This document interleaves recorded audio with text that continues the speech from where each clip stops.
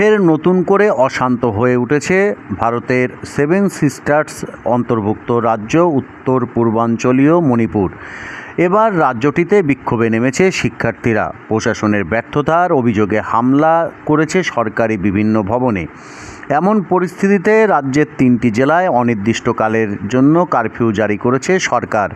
রাজ্যটিতে শান্তি পুনরুদ্ধারের দাবিতে ছাত্র বিক্ষোভের একদিন পর 3 জেলায় এই কারফিউ জারি করা হয় বলে এক প্রতিবেদনে জানিয়েছে সর্বভারতীয় সংবাদ মাধ্যম দ্য হিন্দু। যদিও এর আগে সেখানে কারফিউ শিথিলের ঘোষণা করা হয়েছিল, তবে পরে শিথিলের আদেশ বাতিল করে পরবর্তী ঘোষণা না দেওয়া পর্যন্ত ফের কারফিউ জারি করা হয়।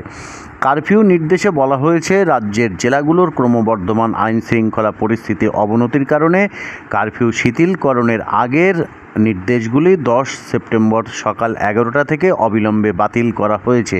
তাই পরবর্তী নির্দেশ না দেওয়া পর্যন্ত ইম্ফলের পূর্ব জেলায় কারফিউ জারি করা হয়েছে।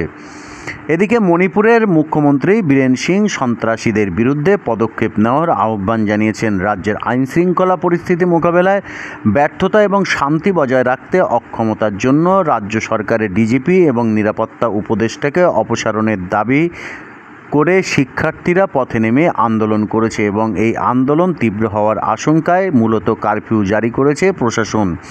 রাজ্যটিতে সাম্প্রতিক ড্রোন এবং ক্ষেপণাস্ত্র হামলাকারীদের বিরুদ্ধে ব্যবস্থা নেওয়ার দাবিতে এবং রাজ্যের নিরাপত্তা নিশ্চিতের আহ্বান জানিয়ে সোমবার হাজার হাজার ছাত্র মণিপুর সচিবালয় এবং রাজভবনের সামনে বিক্ষোভ করে।